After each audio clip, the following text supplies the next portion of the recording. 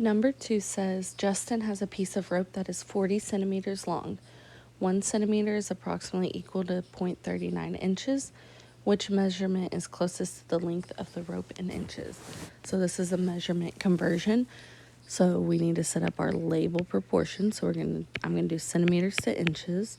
Remember on this, you can put them in any order as long as if you put centimeters on top, it stays on top for all of your ratios.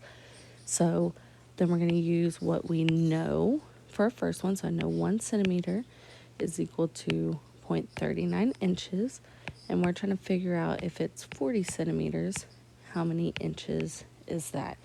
So you can cross multiply, or you see 1 times 40 is 40. So our scale factor is 40 here.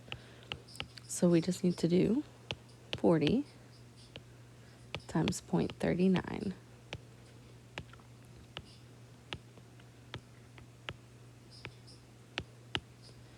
So when you do that, you get that, and you need 2 decimal places. So 40 centimeters is approximately 15.6 inches.